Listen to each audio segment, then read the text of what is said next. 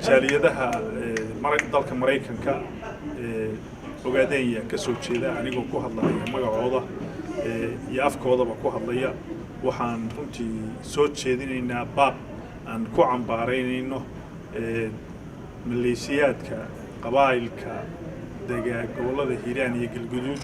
ma aha shacbiga laakiin maleeshiyaadka cadowga la shaqeynaya sida kuwa ahlu sunna iyo kuwa kale ee qabaa'ilka ay cadowgu samaystay dhibaatada u geysanaya sida joogtada dadka shacbiga ogaadeen ee halganka ku jira ay hormuudku u tahay jabhadda wadaniga xoreynta ogaadeen run ahaantii taasoo dhacdadii u dambeysay ee dhacday bisha 17keedii bishan Juulaay 17keedii iyo 18keedii ka dhacday xuduudda gobolka Hiiraan iyo gobolka Galgaduud kaga aadan tan ogaadeen dhibaatadii ka dhacday ee naftood horiyaasha qaarna ay ku shahiideen qaarna ay cadowga gacanta ugu geliyeen jaaliyadaha magacooda iyo afkoodaba anoo ku hadlaya waxaan leenahay in halganka ogaadeen uusan u joogsanaynin naftii hore shahiiday iyo naftii hore la dhiibay midna taasoo ah mid ay naftood horeyaashu la falgaleen muddo dheer tan iyo maalinku halganku bilowdayna ee arrintaasi joogto u ahayd oo ku dhacaysay mar walba hase yeeshee in arrintaa iyada ah aan loo ooyin ee loo aari doono waxaan gaar ahaan si khaas u cambaaraynaynaa qolada la baxday ahlu sunna wa jamaaca hase yeeshee aanu u naqaano ahlu shar wal mujrimiin oo ah runtii koox uu gumaysiga xabashidu dhistay si ay danihiisa ugu adeegaan waxaan wada ognahay haddii aanu nahay Soomaali magaceed meel joogtaba in halganka goonimadoon ee lagu xoreynayo dhulka Soomaaliyeed ee ogaadeen in uu ka socon laayahay Soomaalidii ehelka u ahayd oo maalin walba u taagan cadowga inay garab ku siiyaan dilka iyo dhiibista dadka halganka ku jira iyo qadiyadaas shacbiga maartii u halgamaya oo si joogto ah maalin walba ay maartii u dibindaabiyeenayaan waxaan wada ognahay haddaan Soomaali nahay in uu qarankii Soomaaliyeed lahana qaadi la yahay dibindaabiyada faragelinta gumaysiga xabashida oo shacbigii Soomaaliyeed uu ku laynayo gudaha Soomaaliya maalin walba iyaga oo ku gabanaya magacyadan ay ugu yeedhaan African Union iyo wax la mid ah ee magacyaalka iyo si toosaba iyaga oo xabashi ah oo gaadiidkoodii iyo hubkoodii wata inay ku laayaan shacbiga Soomaaliya waa ayaan daro taasi waxaan leenahay maanta waxa la soo gaaray waqtigii ay ku baraarugi lahaa shacbiga Soomaaliyeed in uu isu taago sidii uu dantiisa u qabsan lahaa danaha go'aanimadoonka u taageeri lahaa dalkiisana iyo dadkiisana uga saari lahaa waxa dibindaabiyada ku ah sida gumaysiga xabashida iyo kuwa uu adeegaya ee gurnada yar ugu shaqeynaya waxaan leenahay mar walba dadka shahiidka ah ee go'aanimadoonka ma aysan dhiman ee way dhuunteen waxaan leenahay shacbiga ogaadeen iyo jabhadda wadaniga xoreynta ogaadeen iyo qoysaskii ay naftood horiyaashu ka baxeenba samir iyo iimaan iyadoo oo aan ognahay in badan oo halganka ku jirta ay horay ugu shahiiday ama cadow gacanta u gashay in badanna kadib inay dhacdo laga yaabo hase yeeshee mar walba halganku wuxuu ka qaadayaa darar iyo kala qaadasho taasoo ah midda kaliya ee laga guulaysan karaa cadowga waxaan kula dardaarmaynaa Soomaali meel joogtaba in aysan suurtagal ahayn in qarankii Soomaaliyeed uu jiro iyadoo oo ay xabashi danteena iyo dalkeena iyo dadkeena ay liddi ku tahay qaar inaga midana ay u shaqeynayaan taasi inaynu iska dhiidhina weeye inaynu iska qabanna weeye assalaamu calaykum waraxmatullaahi wabarakaatuh bismillaahir rahmaanir rahiim waxaan anigu la hadlayaa shacabka Soomaalida waxa aad looga danqadaa aadna looga naxaa in dadnimadii iyo ummadnimadii Soomaaliyeed maanta wiil yaroo xaarkaan iska dhaqin oo gabra la yiraahdo inuu ku tunto laguna daawado annagu haddaanu nahay shacabka ogaadeen go'aan baanu ka qaadanay oo ah ha gaadhe annagu dulmi ma qaadanayno dullinimana ma qaadanayno gumaysina ma aqbalayno awooyadanana ma aqbalino annaguna aqbali mayno kuwa aan dhalaana ama aan dhalayna ma aqbali doonaan marka ummadda Soomaaliyeed waxaan kula dardaarmaya ama aan ku baraarujinayaa maanta gabra haystay in la mid ah inay iska xoreeyaan inay u istaagaan dadnimadoodii inay istaagaan diintoodii inay u istaagaan dalkoodii oo ay xoreystaan ummadda Soomaaliyeed ama shacabka Soomaaliyeed waa shacab birlaba leh dhaqan iyo hiddo iyo diin lagu yaqaano in maanta in yar oo doona raacatihii ay u dullayso xabashi oo ah cadowga koowaad taariikh ahaan soo jireenahay Soomaalidu ay leedahay laga soo bilaabo xilligii islaamku soo baxay ilaa maantana aynu hayno in ay Soomaaliya ay u dullayso in yaroo doona raacatihii waa wax laga danqado marka shacabka walaalahana ee Soomaaliya waxaanu leenahay annagu waanu isku filanahay haddaanu nahay shacabka ogaadaya gumaysiga madow ee xabashidana geedna waanu ku xirnay waanuna ka qaadanaynaa dhulkanaga iyo diintanaba inanku dullinimada iska dulqaada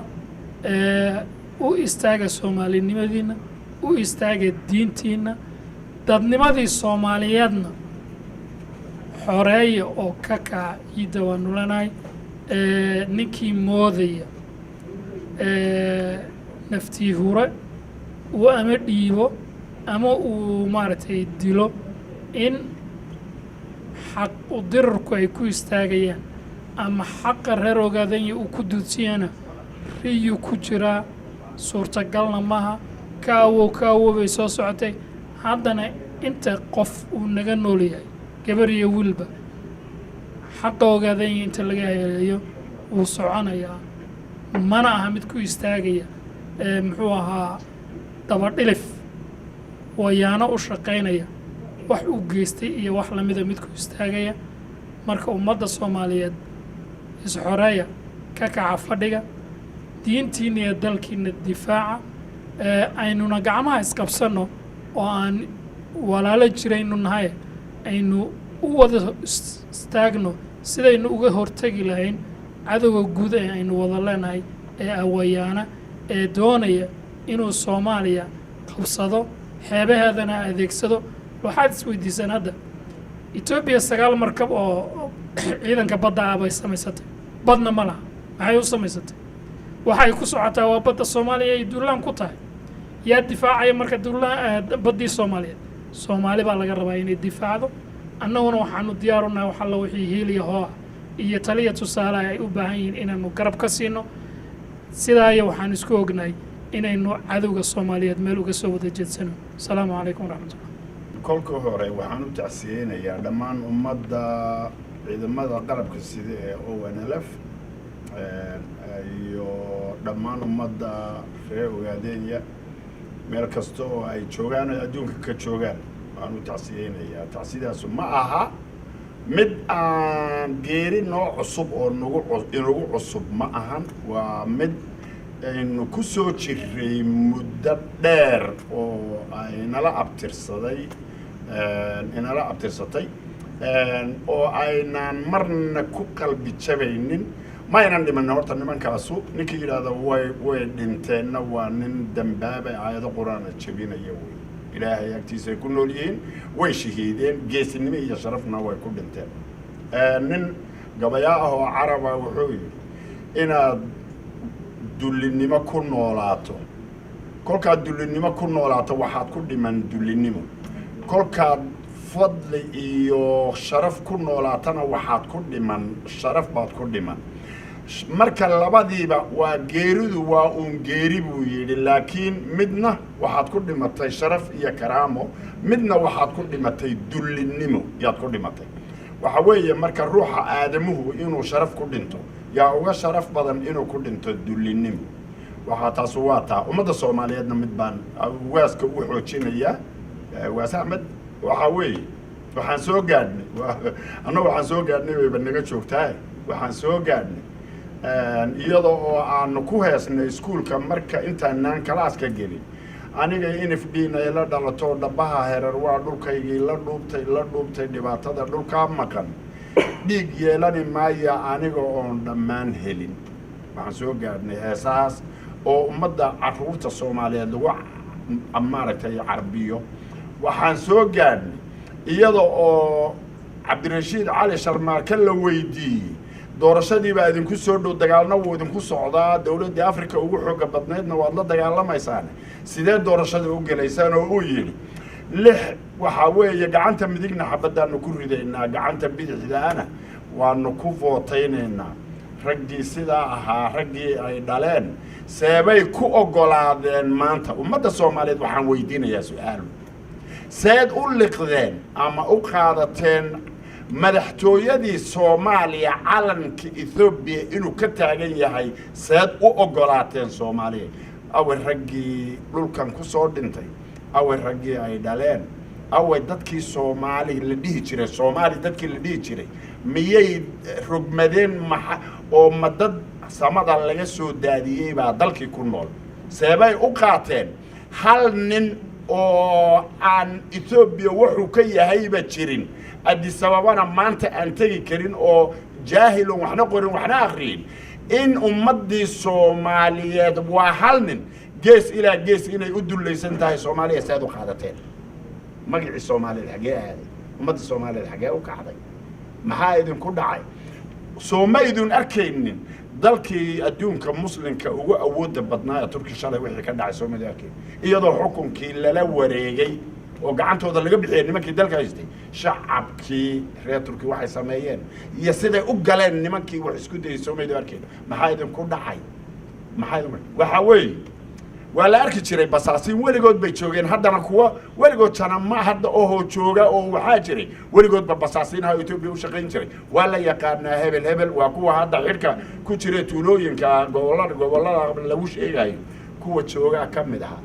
waxa kamid ah rag Soomaali baan nahay dhihi jiray ee dalka khayraadkiisa ugu badsaday kolkuu xoroobay Kamaaluddin Salax kuwii dilay kuwii xawata ka dilay kuwii geesiyaashii noocaas oo kala ahaa ee halganka u dhamaaday ragii dadkii leynayay oo Soomaaliya uu sheeganay wuuna jiri doonaa waxa weeye marka waxaan ku qalbi jabayna maaha anagu gobonnimo doon baan nahay goolkiina waxa nooga dhimay waa ayaamo Ilaahay idamkii Ethiopia ninkii ku riyoonayay inuu hoos tago ma jirto way kala tagtay ogaadayna way xoroobaysaa the next few days Ilaahay idamkii waxa weeye way xoroobaysaa Ilaahayna waa uu nagu caawinayo garcan buu nagu siin maxaa jira madluumin baan nahay dhaalimiin gaala aanu la dagaalamayna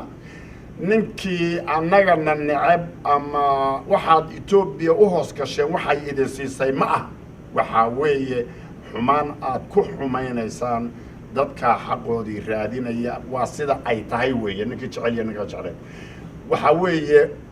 dhowrka bariyeedna haysan aanu dagaalamayna xorriyadayadii ka gaarayno wani walo inta xun baan la hadlayo ma umad Soomaaliyeed waxaan la hadlayo inta nijaasada ee basaasiinta aan la hadlayo waxaad goosan karto goosa hadda waalidii sheeg waxaad goosan kartaan goosta waxa weeye koobkaad ku shubato nin walba yaa lagu buuxina waa inaad ku talagasho ninkii wanaag sameeya Soomaaliya walaalka iyo weeye waxaan ugu abaalgudayna war raggii 77 raggay dhaleen iyo la dhashayo xagee miyaa dhamaateen xagee u kacdeen mashalay baa bilaash loo Ethiopia loola dagaalamayo la khaldana mise maanta walaalada ya Ethiopia la leeyahay su'aasha Soomaaliya dhaxtaala waxa weeye mad 77kii baa la khaldanaayo dadka dalkaas iyo doonida la lahaa waa la doonay baa khalad ahayd mise maanta walaala Ethiopia walaalada ya la leeyahay yaa la khaldan yahay su'aashaas waa su'aal u taala ruux kasta oo Soomaaliya inuu ka jawaabo ama xaq uu raadiyo maalinka la xumeen Soomaali la ahayn raggii dhintayna